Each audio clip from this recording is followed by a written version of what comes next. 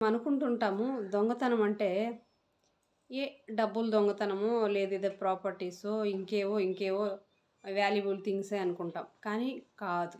ఇది కూడా చాలా చాలా చాలా జాగ్రత్తగా మనం గమనించాల్సిన విషయం, కేర్‌గా ఉండాల్సిన విషయం. ఎందుకనంటే అలా మనకు తెలియకుండానే అలా దోచేసుకుంటూ ఉంటారు. ఏం దోచేసుకుంటుంటారు? మన ఎనర్జీ దోచేసుకుంటూ ఉంటారు. ఇప్పుడు కొన్ని జీవులుంటాయి. అంటే వాళ్ళు అవి చేసేవాళ్ళు ఇప్పుడు ఏముంటాయి? ఒక సపోజ్ చిన్న ఎగ్జాంపుల్ చెప్తా. పిడుదులుంటాయి. అవేం చేస్తాయి? వేరే వాటిలకి అతుక్కుంటాయి. అతుక్కొని వాటిలి బ్లడ్ అంతా పీల్చేసుకుంటాయి. మరి అవి సొంతంగా బ్రతకచ్చు కదా! బ్రతకగలవు. కానీ అలా బ్రతకవు. వేరే వాళ్ళ పైన పడి తినడమే వాటి బ్రతుకు. అలాగా మనుషులు కూడా అంతే. కానీ అది వాళ్ళకి తెలియకపోవచ్చు. మనం తెలుసుకోవాలి. మనం ఎరుకలో ఉండాలి అనేవాళ్ళు ఉండే ఉంటారు. అలా అనేవాళ్ళు ఉండే ఉంటారు.